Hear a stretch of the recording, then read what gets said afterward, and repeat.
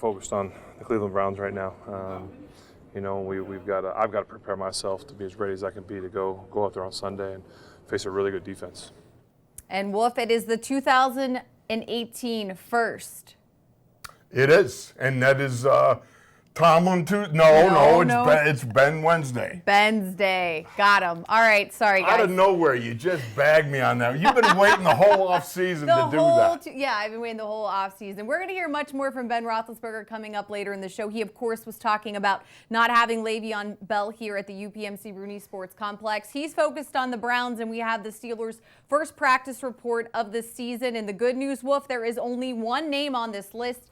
That's being tight end Vance McDonald. He was limited today, Wednesday, with a foot injury that he's been dealing with. We haven't had a chance to see him this preseason. So we know that Jesse James is ready to go. Right. Xavier Grimble told us this morning in the locker room he's dealing with a hand injury, wearing a cast, but he's been catching footballs. And good news that Vance is the only guy right now. No question about it. You hope that Vance is ready to get out on the field and get her done a little bit. You know, he's got to work his way into it. Missed the whole preseason, which I hate to say kind of reminds you of last year when you were hoping that he was going to be able to move forward faster and be a bigger part of this offense. And after Jacksonville in the playoff game when he caught 10 or 11 balls, you think, okay, he's ready to take off this year. And to have this setback is tough, but he's a veteran, and now it's not his first camp. He's been through at least mentally. He's set, so there you go. All right, we were going to play a little bit more for you from Ben Roethlisberger talking about the absence of Le'Veon Bell, but that all changed after practice today. The O-line, your boys got into the locker room. Here's Captain Marquise Pouncey on Bell not showing up. I just felt confident that he was going to come, but now that he didn't, obviously, it's Le'Veon over the Steelers, and we're the Steelers, and we're going to play as the Steelers. Has anybody talked to him, to your knowledge? We had conversation with him, a couple of the linemen did, and it was all good conversation, but at this point, it's bigger than business. Is it kind of like the preseason and camp is for business? And then OTAs, the preseason, all that, but now when it's game time and you know that you have $14 million looming out there and you're still not hearing your team really wants you here, it's just, at this point, we got Connor. All right, now, well, if that was just a small portion of what Pouncey said in the locker room, we're going to have all of it for you coming up on Steelers.com a little bit later this evening. But when you hear that, he's a captain. He's very well respected just in general from both sides of the ball. What do you make of that? Well, two things. Number one is when you hear him say it's bigger than business, and his eyes flash. If you look at his eyes when he says it, he's sending a message. And what he's saying is, look, we're not happy. We need you. This is all about business. We understand. But this is also a family. And there's 53 guys here in the locker room that are saying, hey, Lev, we need you. Come on home. And those words and that look just says to me that this is now past the funny stage. This is now beyond the it's okay stage. This is now other guys are being affected. Think about that. All right, and Pouncey was the same way as Coach Tomlin was on Tuesday. They're focusing on James Conner, getting him ready to go against the Cleveland Browns. What have you liked about Conner throughout this entire preseason and now as he's getting a chance to run with the ones? Number one, humility. He has been humble in the sense of he's not come in and expected anything given to him. He has taken what they've given and built on it, worked, and really done a great job of knowing his place as a young guy in the offense and also standing in for Lev. Well, he may be more than a stand-in. He may be the guy. So we're taking a look at his body of work and what we saw that he came into camp in tremendous shape, a little lighter, stronger, certainly more stout we saw in the first backs on backers. He took on the bull rush. We also saw in his third preseason game that he's capable of getting out there and running pass patterns like a wide receiver, which we wanted to see. We already know he can run the ball. He can break some ankles with some moves. He can stiff arm, and he can run people over. So right now, he's looking real good, and that would be the mitigating circumstance going into Cleveland, is knowing that James Conner looks really good. All right, just a quick roster move to note on the Steelers practice squad. They have released running back Javarian Franklin and signed Trey Edmonds, who happens to be the older brother of the Steelers' first-round draft pick, Terrell Edmonds. Oh, how about that? He's a running back, I should say. And similar hair, I think, or something. You can tell they're brothers, They for look sure. like, yes, exactly. So I think it's good. It's all in the family, as they would say. All right, well, thanks so much for joining me today on Ben's Day. We're going to take a quick break. Mike Prisuta with his perspective coming up next.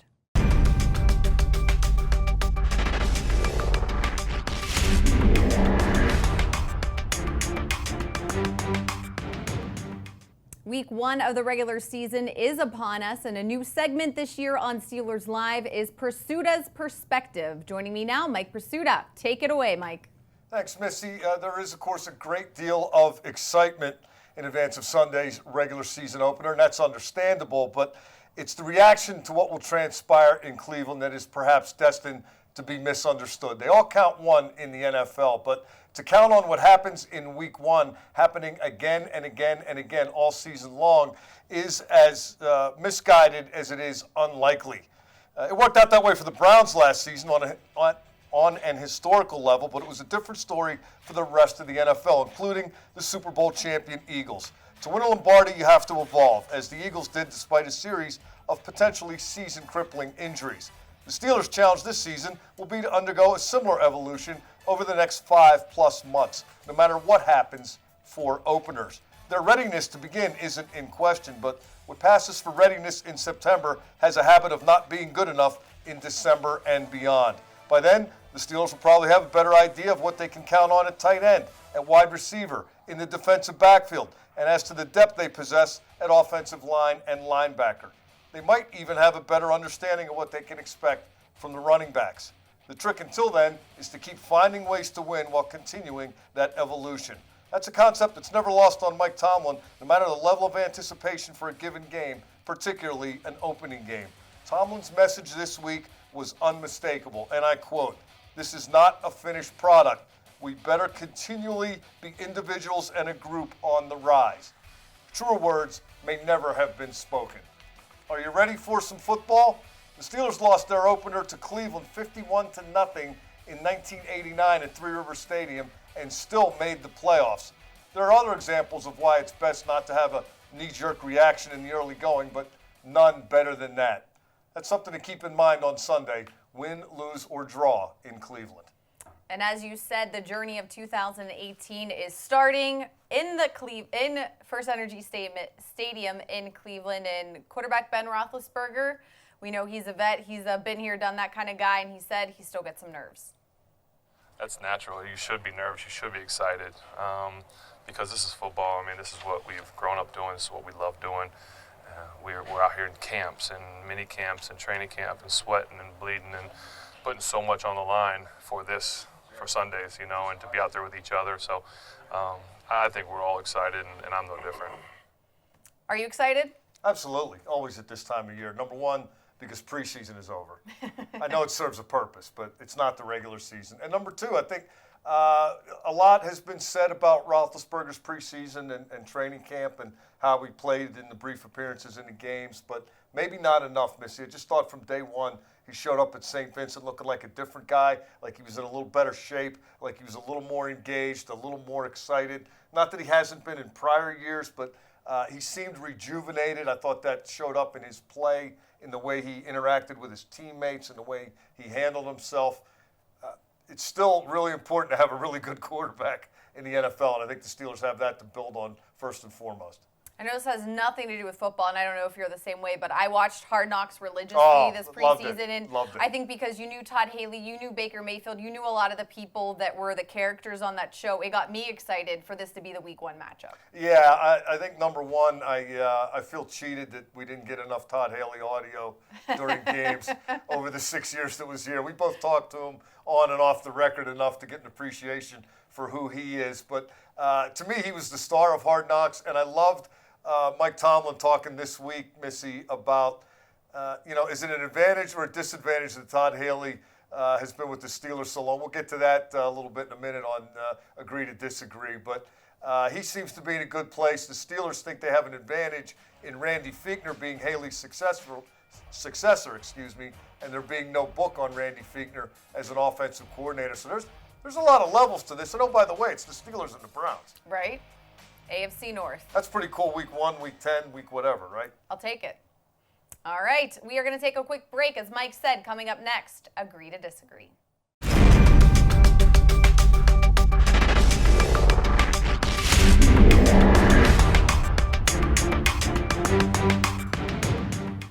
There are many firsts that come with Week 1 of the Steelers' regular season, and today is the first edition of Agree to Disagree.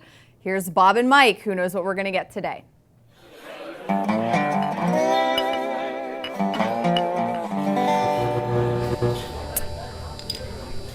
Hello, everyone, and since you can see that neither one of us has been paroled, we're back for another season of Agree to Disagree, the show with the motto, I'm right, he's wrong. Let's get right to it. Cleveland Browns in the opener, and let's deal with the primary issue of the week. The Browns have the edge in espionage. Boy, you got that right in terms of the primary issue of the week, but I'm going to disagree, and here's why. Todd Haley's presence as the Cleveland offensive coordinator makes this matchup fascinating to me because of all he knows about the Steelers and all the Steelers know about him. Mike Tomlin addressed that this week, and he said you can play the he knows that I know that he knows that I know game all week, and I hope he does, meaning Haley. I think Todd Haley's going to do exactly that, Bob. He's going to overthink how much he knows about the Steelers and how much the Steelers know about him. Perhaps he was doing that against Philadelphia in the preseason when he threw the ball 4 times from the 1-yard line. Advantage Pittsburgh. Disagree. I'm going to disagree with you and agree with the statement because, you know, we're both Hard Knocks fans, and so we watched all of that. And during one of the episodes, we saw maybe the greatest interrogator in America, Greg Williams, interrogating Michael Kendricks before the Eagles game about tendencies and characteristics of his former team. And so I'm sure that Greg Williams will waterboard Chris Hubbard and maybe Todd Haley if he has to, and get all the information that they need. I'm saying that tongue in cheek. Okay, statement number 2. Cleveland will not be a last place team in 2018. Oh, I don't know if I'm willing to go there yet.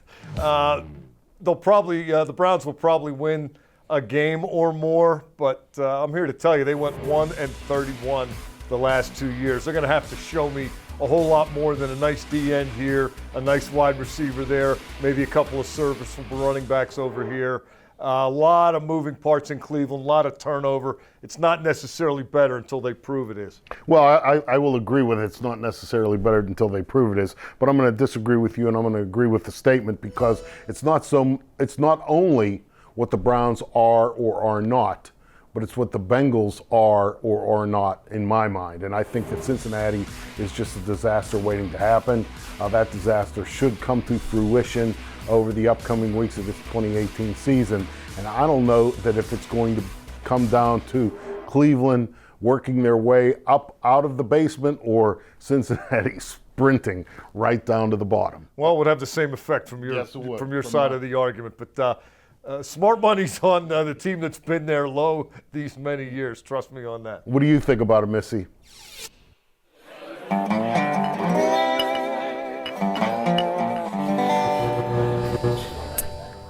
Well, I have to agree. I think Cleveland is not going to go completely winless this season. Hopefully it's not week 1. I don't think we're going to have to worry about that just too much. And glad to see that Bob and Mike are back in mid-season form. That's it today for Steelers Live. We will see you tomorrow. Same time, same place.